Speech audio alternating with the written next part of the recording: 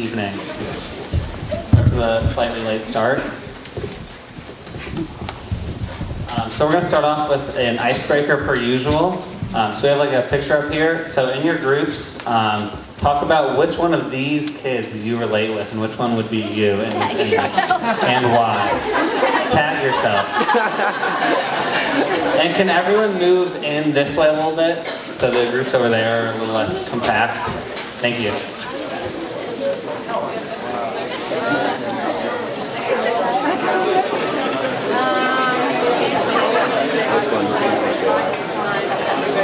Like I'm tired of the camera on the ground. It's just dancing.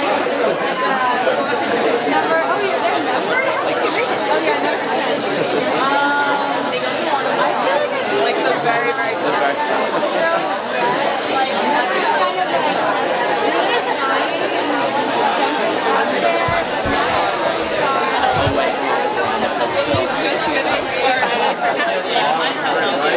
Still trying to figure out how to get up the tree. I was already up there.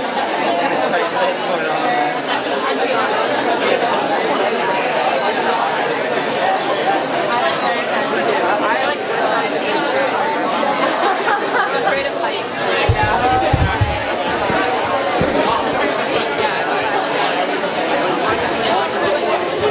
We've been working on the past 2 weeks. A lot of you finished it last week, which is awesome. Thank you so much. If tonight you came with your letters, please come back to the Eagle's Nest after your reflections to complete them here so you can turn them in while you're already here to make it easier. And if you haven't done them yet and don't have them tonight, please get those in as soon as possible. It's really important to send out our trips, to send out these letters. We don't have any university funding, so we have to do it all ourselves, and these letters are 60% of our fundraising. So please work on those. If you have them tonight, please come back right after your small group reflections, and you can get those finished tonight. Christian Babin's going to come up and let you know about the next fundraising thing we have going on for our raffle. Thanks. So my name's Christian. I'm part of the fundraising committee. Our next fundraising campaign is coming up, and I just wanted to go over briefly what that is. And that's the raffle. It's a great...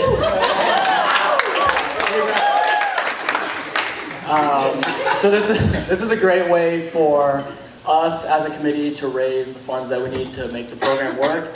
And it's a great way for all of you to win some incredible prizes. The prizes this year: a week-long trip for 4 to Aruba, an overnight stay and dinner at Mohegan Sun, Vineyard Vine shopping experience, Boston College cornhole, and some gift certificates to local businesses. This isn't an exhaustive list. There's going to be more prizes, but we're super excited for it, and we're going to give a lot more detailed information at the next meeting. But the requirements are $200 worth of raffle tickets. There'll be 2 different price tickets, $20 and $10. If you've done any concession stands for football, you get $50 knocked off of that for every game that you did. And if you do basketball or hockey in the future, you're going to get $40 knocked off. So this is just a brief overview. We're going to do a lot more detailed information at the next meeting. Now I'm going to turn it over to Alec. Hey folks. So we're really excited tonight to be joined with 2 professors here. We have Professor Rowan-Kenyon. Apologize if I said that wrong. And she is an assistant professor in the Educational Leadership and Higher Education Department here. Professor Rowan-Kenyon's research interests include poverty, social media, STEM research, and whole person education. We're also joined with Professor Serazio, who is an assistant professor in the Department of Communications, whose research includes media, production, advertising, pop culture, political communication, and new media. So, quick round of applause before we get going here. Before they get started, I want to give them a quick opportunity to introduce themselves a little further and kind of explain how they ended up at BC and what they work on here. Hi everyone, I'm Heather Rowan-Kenyon and I'm an associate professor in the Lynch School, and I teach in the graduate program in higher education administration. And thank you for inviting me tonight. It's great to be able to see all of you as part of it. I got involved in my work. So to go back to think about myself and how I go into this work, I'm a first-generation college student, so that influences my work. Came from a working-class neighborhood just outside of Philadelphia, and went to another Jesuit institution, the University of Scranton in Pennsylvania. And when I was at Scranton, I did many things that a lot of you were doing. I went on 2 service experiences while I was a student there. One with a group during spring break one year, and once during winter break that I actually went by myself with students from other institutions on a Native American reservation in South Dakota. So those experiences I really took a lot from in my work and connecting with folks who are oppressed in our society. So learned a lot from that, and then figured out at the end, so what am I going to do with my life after I graduate from college? Well, the first thing that I did is I spent a year with the Jesuit Volunteer Corps. So I spent a year committed to social justice, community, spirituality, during simple living during that year, and lived with 5 other women in a community in Kansas City, Missouri, where I worked as a guardian ad litem for children who were victims of child abuse and neglect and were in the court system. So did a lot, my undergraduate degree was in education, so I did a lot of school visits, thinking about students who were in our care, IEP meetings, accompanying kids to court with their families, and spent a lot of time doing that. And that influenced my work. Then I went on and got a graduate degree and worked in student affairs, and I know some of you here were on half-time in October, and I told my story a lot of times. I went into my graduate work and was often really frustrated with peers who didn't know much about people living in poverty, people who were oppressed. And so worked in student affairs for a few years and went back and did my doctoral work and at the University of Maryland. And while I was there, part of this is you have to figure out what you're going to write your dissertation about in your doctoral work. And I wanted to study and think about groups of folks who I've worked with along the way. So folks who didn't have opportunities to be able to go to college. So my dissertation looked at predictors of delaying college enrollment. Because one of the things that you see that sort of education is a key into helping folks with mobility, to be able to move classes, to be able to have additional opportunities, to think about breaking the cycle of poverty for their children later on, and so particularly women, but both men and women going back to school later on in life. So what are those predictors of going back? What do we know about that? So I studied that in some of my work.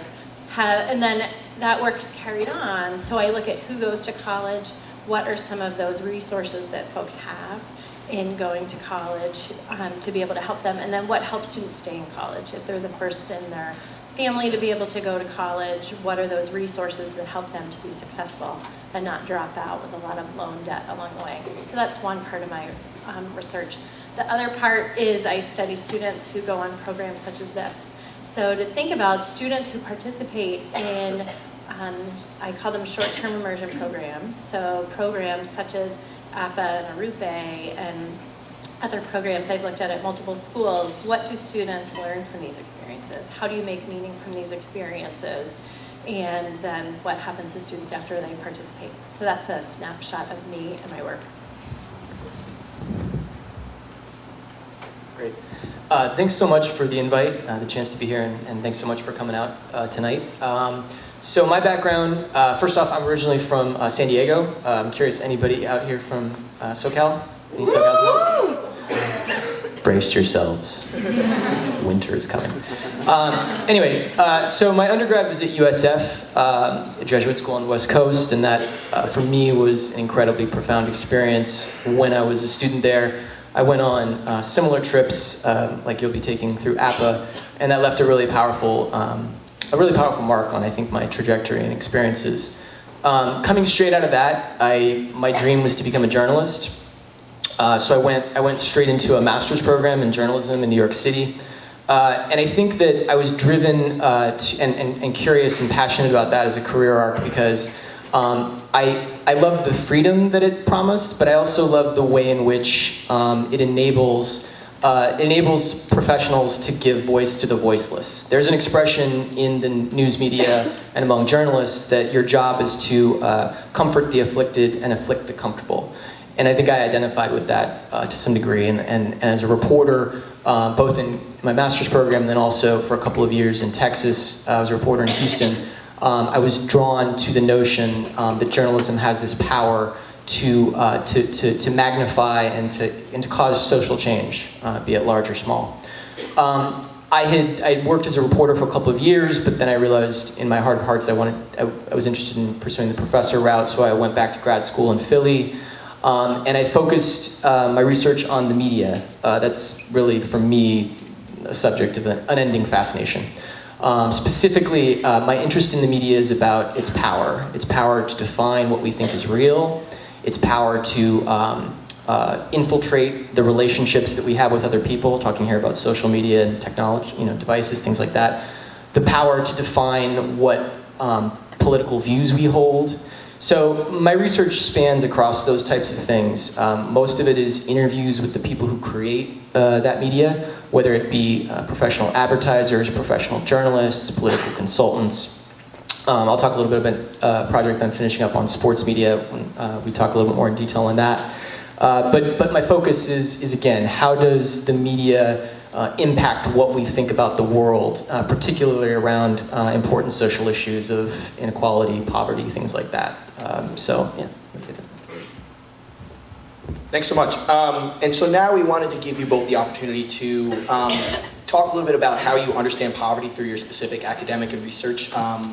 So you can talk about social justice. It's kind of anything that feels like you've learned through your research or through your studies that could kind of enlighten everyone here about what poverty looks and feels like in America.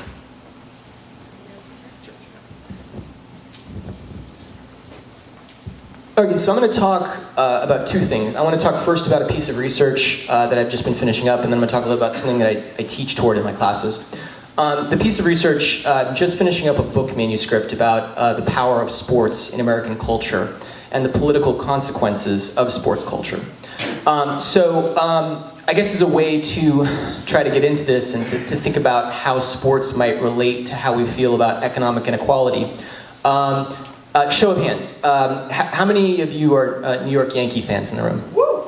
Okay, so enough to make this matter.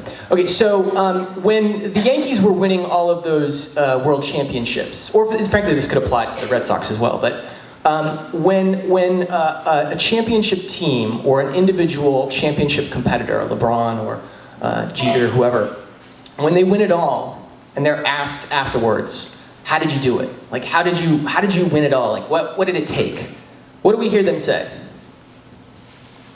Like, I'll open this up. If I talk for too long, I get really bored hearing myself. Great teammates. Great teammates. What else? Hard work, right? How many times does the championship team stand at the podium and say, we won it all because we had a $200 million payroll, right? How many times does the championship teams win it all and say, you know what, we won it all because we just have pure, just genetic talent that is better than the other team, right? Sports, probably more so than any other form of pop culture, explains achievement in terms of meritocracy. The playing field is level, everyone has a chance, we root for underdogs, we like underdogs to win. So there's this whole ideology that's cultivated in sports culture around this. Follow me so far? Okay, cool. So the curiosity we had with this recent research we did was, how does that relate to people's attitudes toward economic inequality? How does that relate to, if we explain through sports that success is due to hard work, could that relate to how people explain success in economic terms in real life? So as part of a project that I did with a professor in the poli-sci department here, we fielded a national survey of Americans. We looked at how big of a sports fan you were, and we looked at how do you think about economic inequality? Like, do you believe that you have the ability to become rich is due to hard work alone, or perhaps a product of a quality education or a network of connections, what have you? And to what degree is poverty a product of laziness, was what we were interested in studying. What we found was the more likely you are a sports fan, the more likely you are to believe that poverty is a product of laziness. The more likely you are to believe that hard work alone explains success in the world. Now, of course, this was, in sort of social science terms, this was correlational, not causational. We were not running an experiment. So it could be that people who hold these views are more likely to gravitate towards sports culture, or it could be that sports culture teaches us about these lessons about the world. And we're still trying to tease that out probably in a future experiment. So that's one of the ways in which I'm curious about, again, when people go out into the world and they look at why people are rich or why people are poor, to what degree do they attribute an individual initiative as opposed to outside structural factors. So that's one area of research, and that's part of a book that I'm working on. I also teach about these subjects in my classes. One of the things that I teach about, again, pertains to how does the media represent poverty and wealth? Why is it that newspapers, magazines, and other forms of news media tend to cover things that are relevant to wealthier individuals and tends to make what we would call those who are of lower socioeconomic status invisible? And the reason is because we live in a commercial media system where advertisers are interested in reaching wealthier populations. They're not interested in reaching those of lesser means. And so the content of our news reflects the fact that advertisers and commercial media interests are seeking out stories that will please those who come from more rarefied backgrounds. So this shows up not just in the news itself, but also in pop culture representations. When we think about how those who come from lower income backgrounds, blue collar backgrounds, homelessness is virtually invisible in terms of pop culture. But when we look at how those characters are represented in entertainment media, we see what? We see Homer Simpson, right? Homer Simpson, you could say, is a sort of icon of the blue collar worker. How would you describe Homer Simpson? Stupid. Stupid, right? Yeah. I mean, he's an idiot, right? And we find that that is representative of a larger pattern in terms of how lower income individuals are portrayed in popular culture. And again, to what degree does that explain how we feel about those who come from those backgrounds if we attribute to them the fact that they're adults, right? That Homer Simpson's adult. To what degree does that wind up convincing us that they deserve their lot in life? So that's just another kind of angle that I come at this in some of my teaching. And I would be happy to chat more about that. And I can also talk a little bit about some of my experiences going on similar trips and being a faculty leader on some of those trips as well. Great. Thanks, Mike. So my work looks at educational lenses through poverty and who makes it through, who's able to make it into college, who's able to make it out of college, and socioeconomic status has a lot to do with that. Starting with where folks end up going to school. So over the course of my career and some of my work, we're thinking about high school students and collected a lot of data. I was part of a study where we collected data in 5 different states, from low income, middle income, and high income high schools. And we talked to lots of 9th and 11th graders, 9th and 11th grade parents, counselors, teachers, to be able to think about what do they know about college, first thinking about college knowledge, and what are policies in those states that influence college going. We had states such as Georgia with the Hope Scholarship Program, where very well known that if you get a certain GPA, if you do certain things during the course of your time in high school, then you're able to access for free or for lower cost college experience that students were working for, compared to other states where students really had no idea, even as late as 11th grade, what were the things that I need to do to even think about paying for college. Not realizing things such as filling out the FAFSA form or thinking about alternatives of applying for financial aid are some of those keys. Even applying for the college process. If you think that many of you in the room, as you think for a second, who were people who helped you along the way to be able to prepare for where you are sitting right here? Okay. Odds are parents, maybe siblings, people in your neighborhood, teachers, counselors. Okay. chances are, being here, not everyone, but chances are that a lot of you had folks in that thing that had gone to college and were able to share those experiences. Families who don't, or students who don't necessarily, they have to get that information from somewhere. So where? You know, one of the pieces is thinking about what kind of college counseling is provided in middle and high schools in the United States. And we'd ask, one of the ways we'd find out about this is one, we'd figure out what was the counselor load. So higher income high schools, the counselors may have had 100, 150 students that they were responsible for. Low income high schools may have been responsible for up to 500 students. And those counselors, beyond just providing college knowledge, were often dealing with high stakes test coordination, dealing with students with behavioral problems, working with students in many other ways than helping those students necessarily get to college. And so the higher income schools, those counselors actually spent more time working with students with college going at all levels, not just the top. Whereas at the low income schools, counselors didn't have as much time for that, so tended to focus on students at the very top to be able to help them. So not looking at all different areas for students. Families were also key. If a family hasn't gone to college, then they don't necessarily know the ins and outs, or, okay, if you don't like your financial aid package, pick up the phone and call someone and see if you can negotiate something better along the way. That's not even something that necessarily comes to mind because they don't have experience with that process. So it's thinking about what do we in higher education and in high schools and policymakers need to be able to do to be able to share this knowledge in different ways so that families are able to get that. You know, we saw some really innovative things at some of the schools, particularly in low-income areas that we were in. One in Florida that we went to, the community was very faith-based, the neighborhoods around those areas, and it was very Christian tradition. Students went to church with their families on Wednesday night. That was the way things went in that community. Well, that guidance counselor, every Wednesday night from November to May, went to that high school because that's where families were. So she was able to make that connection and help pass on that knowledge.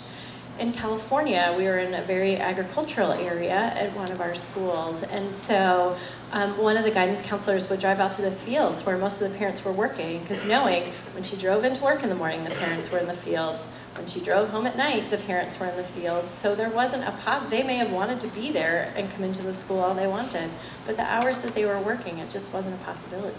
So it's thinking about what are those alternatives to be able, this one guidance counselor used to drive out to the field. So during the 20-minute lunch break that the workers would have, the parents of these kids, that she could answer questions if they had them. Our guidance counselors could let parents in and enter FAFSA information in the school computer because they didn't have one in their families. So some of the work that I've done is really looked at how do we, what kind of things can we put in place to help students and families in that path to go to college. The other piece then is when they get to college, what are those pathways? If you've had people in your family who have gone to college and you fail an exam, or you get a really big bill that shows up in your email and you can't register during your pick time for classes because you haven't paid your bill, you know, how do you navigate those things? And so thinking about what are resource structures that we can have at our institutions to be able to help students with that. Some of the ways that we've experimented with that is thinking about ways to be able to use social media, to be able to get those things out to students, to be able to get that information, to be able to provide a support, to make sure that students have, whether it's a mentoring program, whether it's a resource person at the institution, program here at Boston College like Montserrat is a good opportunity for students. So to think about what are all those possibilities, and especially when students, low-income students, have to work so many hours to be able to afford the institution and to be able to afford to live. Think what are those financial resources as well that we're able to provide for students. So my work has examined some of those things along the way. So I'm happy to take questions and talk more about that too. Thanks so much. Next, we were wondering if you could both talk briefly about how service work, like we do here in Appa, and your past experience kind of has shaped your interest in terms of your career. I know you both briefly talked about it already, but maybe just pry that out a little more. Yeah. Great. So my work, as I talked about from my experiences, and I'll spin this question a little bit since I talked about it a little bit more. Those were great opportunities for me, participating in trips while I was a college student, to develop community, to develop friendships. I went to a place that's a lot smaller than BC. And so a lot of times I went on trips where I already knew people on the trips, but I was able to form stronger bonds or stronger friendships with folks along the way. So that was one big key for me. I also learned a lot about social justice. Thinking about what is social justice, what are, how do I think about that and incorporate that into my everyday life in thinking about things, decisions that I made then about my future, to do a year-long volunteer program, to think about communities that I've worked with. Those have all influenced my experience. They also influence my research too. So that's one, I just talked about the one strand of my research. The other one is actually studying students like all of you who do these programs. So I just finished up a year-long study in writing about it and analyzing the data now of a number of students. We did a longitudinal study of students who participated in spring break service trips or other types of immersion opportunities to think about what do students take away from these experiences. And then part of that ties back into my own interest in these experiences and thinking about what are we really taking from them? Are we doing anything with this information? I know it was an impact in my own life, but we spend, lots of resources in thinking about these trips on our campuses. So, do they really matter? And so interviewed students before they went on their trips, about a month after they came back, and then a year later to be able to think about, how do you think about the poor now? How do you define social justice? How was your experience in general? Did you make connections with folks? And so some of the things that I found are key. One of the key things is you're sitting right here, right now, doing it. That preparing for these trips is important. That coming and being able to learn some about social justice before you go on your trip, to start to develop a community. I know it's a challenge right here when you see so many of you sitting here, and you're not necessarily you're not in your trip groups yet, so that makes it a little more challenging. But you're starting to develop relationships with folks. So then when you're on your trips, you'll have a little bit more trust. You'll hopefully be a little bit more willing to be vulnerable and share with one another based on these experiences that you're having over time. Because those reflection opportunities, and I think that's one of the great things about the programs here at BC, that they're intentional in thinking about reflection before and during, especially, and sometimes after the process. So that those are really key, to be able to think about, not just have these experiences and then, hang out and play cards the rest of the night, but to spend time actually reflecting on what you've seen during the day, how that influences your life there, are all important things. Also, I know coming back, and some of you I know, how many of you have done Appa before? Okay, so a pretty big group of you. So I know the coming back process is always a challenge. Your eyes are open, you've seen all these neat and interesting and new things, things you've never experienced before if you've never been on a trip, or if you have, it's something different because most likely you're going to a different location than where you were the year before. So it's thinking about those things, and then how does that fit in your life back at BC? I think is one of the real challenges, and where students sometimes get frustrated. I know lots of people have talked about Appa love, right? You come back and you all are great friends, you love each other, you want to hang out together, but then crappy things start happening sometimes, where you shove somebody out of your roommate group for, if you're together for an 8-man and then all of a sudden you need to be a 6 in 5 minutes, oh, you're gone. Or you cheat on a romantic partner that you may or may not have met during Appa. Or other things in your life as you think about, like, that doesn't really align with what I did at Appa. Students talk about being their best selves when they're on Appa. So it's that struggle, how do I come back? And it's not just Appa, it's the only trip. This is in general. And thinking about how do you come back and be your best self then on campus, not just the 7 to 10 days that you're your best self while you're with your group in Kentucky or, Pittsburgh or Detroit, wherever that you will end up this year. So it's thinking about that. And conversation partners help, and reflection helps. How do you have those structured experiences? I know sometimes when you come back, it's a busy time of the semester and you have a lot of work to do, and you're like, I already went on the trip, I'm gonna blow off that meeting on Sunday night. Or when your trip leaders say, oh, let's get together and talk about it. You're like, yeah, I don't have time for that.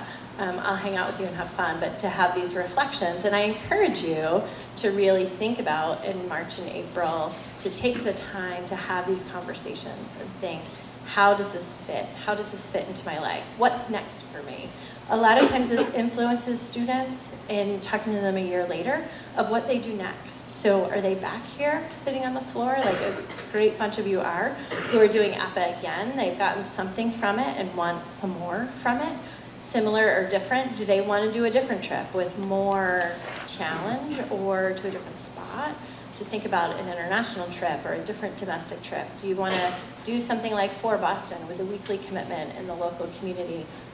This also influences student study abroad choices that I've seen. Students will make the decision to go to locations that are not the norm. They're not going to London, they're not going to Paris, they're not going to Madrid. So they're thinking about countries where, and there may even be a social justice component to their study abroad experience, or they may choose to stay with a family in a homestay rather than living with BC friends or other Americans to be able to have a more authentic experience. So those are some of the things that I've seen from my work. So I'd just like to encourage all of you to think about the intentionality of being here with the pre-trip, to be able to be open with your peers and have a good community on your trip, and then when you come back, to think about how can I make those connections and how can I be connected with my kids, to be able to process the things I've seen and think about how coming back to BC, how that makes a difference. Thanks. I echo everything that was said, and I don't have a lot to add. I will say that when I was an undergrad, I was driven partly by curiosity. I think I was, I think that the fact that you can go out and have the lived experience to sort of understand some of these issues is immeasurably more powerful than simply sort of reading about it. And the experience of seeing and meeting the folks who are in these contexts, I think, gives you a sense of the sort of structural challenges that are faced in a way that's not kind of academic and abstract. So for me, landing at a place like BC, where the ideal of sort of teaching to the whole student, which is sort of a Jesuit expression that you might have heard a fair amount here, that to me takes shape through the types of Appa programs that you get involved with here.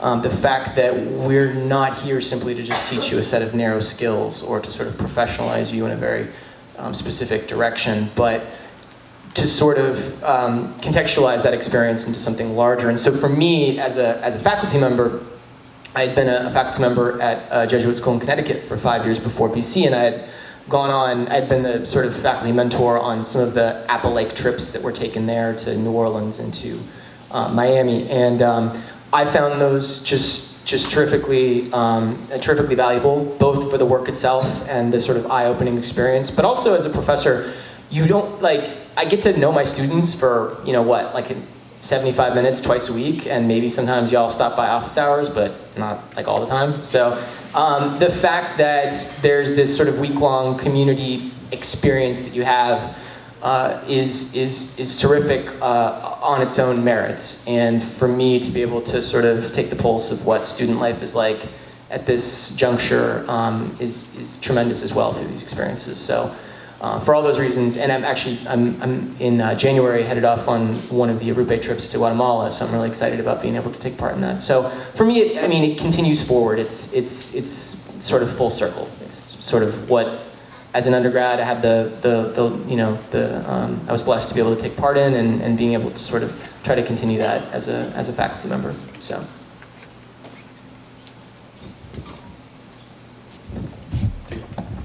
Thanks again so much. So now what we want to do is give an opportunity for a little Q&A, but before we do that, we want to encourage everyone to do a little pair share, so we're going to call it, in your small group. So turn to someone in your small group and discuss really quickly what stood out to you from this discussion. What was anything particularly challenging? So we're going to take about 5 minutes to do this, and then we're going to open it up to questions for the professors. Rock and roll.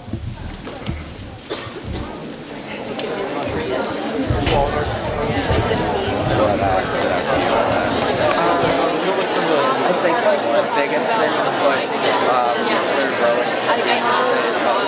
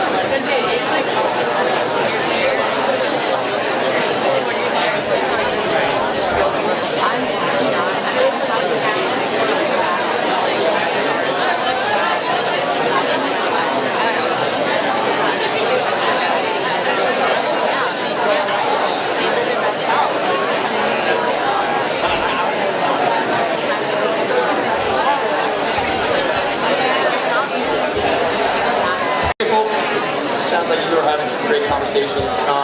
So we want to take questions from all y'all. So if anyone has any questions for either professor, shoot your hand up. We'll relay the message. Let's see. Yeah, Pat. For Professor Serazio, sorry if I butchered that. It's all good. Could you just touch upon your journalism thing? I completely forgot it, because so much was said. But whenever you when you said it, and I looked around, everyone was like, yes. I was wondering if you could just mention it again and maybe shine a little bit more light on it.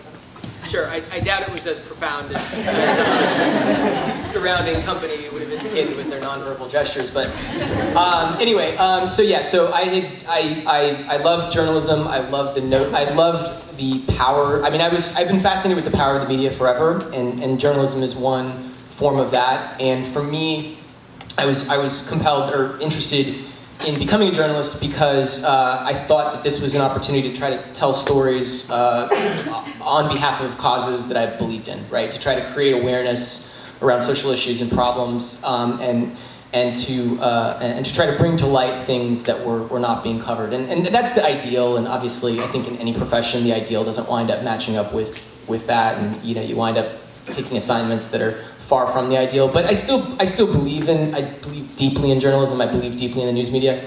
And I'm saddened by what's become of it economically. I mean, I probably don't follow this all super closely, but it's been a brutal 10 or 15 years for journalism and for the news media. And so that was partly, I think, what led me toward the professor position. But I fundamentally believe that as a force for good in the world, journalism is essential. And as a force to try to change issues like poverty and inequality, journalism is at the front lines of that, or it could be, should be. It isn't always, but it could and it should be. So. Thank you. How do you have conversations with people who don't understand the work that you do, the passion that you have for your work? How do you engage in this conversation? Yeah, so the question is, how do you engage with people who don't necessarily understand your work, or that was it, right? Yeah. So I think sometimes part of it's context is one piece of it. The other part is storytelling that's important for me in my work. So the work, a lot of the work that I do both quantitative work and qualitative work. But I feel that the qualitative work that I do is able to really use the voices of people who are part of it to be able to connect their individual experiences. So hopefully someone can take something from those and to be able to have a little bit greater understanding than just a number on a page. So I find that that is one way to have folks help to be able to understand my work. Also, I think something that's important is a lot of times in the work we do as academics, what is rewarded or valued often are things that go in academic journals that are hard to read and very jargony and go sit on a shelf that someone only pulls out when they have a paper due in 12 hours to be from the library to be able to cite that. So it's the importance of trying to translate that into other outlets and other publications to be able to get it, whether it's practitioners who do the work like Kelly does, or other folks on campuses, or in the greater community to be able to think about that. Yeah, so you're asking the question like my parents have no clue what I do. They're totally confused about it. They're still I'm yeah, no, I work over the summer like that. It's not but anyway. So yeah, it's precisely the thing that was just said in terms of translation. A large amount of our work output has to be formatted in such a way that it's got a sort of esoteric tinge to it. And I think that no matter what type of research you do, trying to be able to communicate it to a wider audience is always ideal, right? Because you want to feel like you're part of the conversation and that what you're doing is not just going to sort of collect dust on a shelf somewhere. So it is a challenge, I think, of translation and trying to find the right language, the right moments, the right venues that you can kind of communicate the ideas and research findings that you're working on. So. Okay. Just for time reasoning, that's all the time we really have for questions tonight. So if we could give one more round of applause. Now before we send you off, we're just gonna have Molly come up briefly and wrap us up.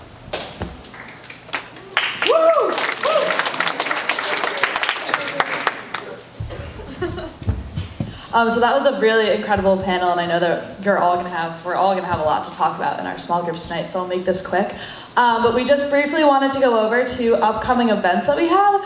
One is gonna be this Thursday. It's the pub series. We're partnering with CAB, and Apple will be there. We're gonna have a table and kind of a little game thing set up, and so please come by this Thursday in Hillside starting at 8 p.m. with your friends who are 21 plus. This is a 21 plus event, so I just want to make that clear.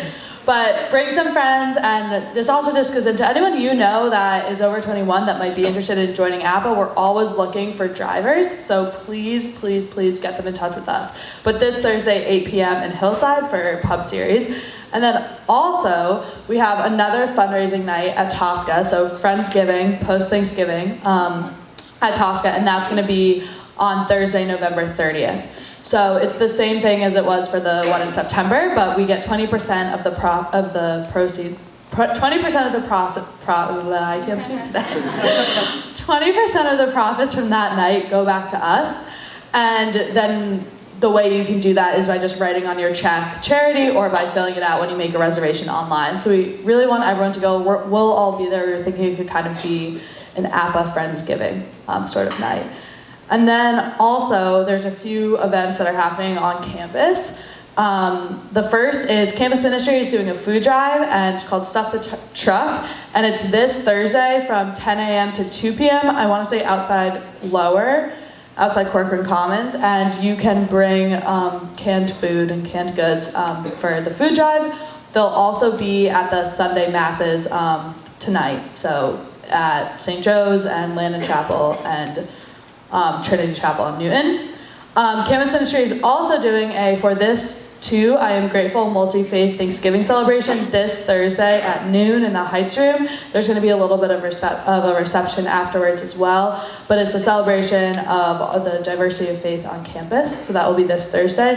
And then finally, when this is after Thanksgiving, but on Wednesday, November 29th, also in the Heights Room between 5 and 7 p.m., there's going to be a refugee camp simulation. It's called Walk a Mile in My Shoes. So these are just some events that we wanted to make you aware of, and we hope that you'll be able to participate and attend. So I'm going to pass it off to Jack now. And also follow us on social media. Next meeting is December 3rd at 4:30, and if you want to, just come by and hang out, stop by our Appa hours in Kearney 371 during the week. Cool.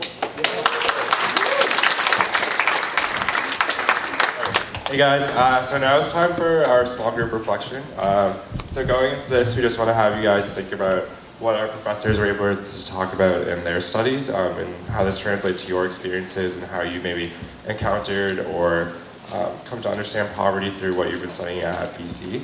And then going along with that, like how Appa fits into this larger conversation in trying to challenge the existence of poverty in our nation, I guess. So I hope you enjoy. Oh, also, after this meeting, come back and do letters if you have not done that yet. Back to that table.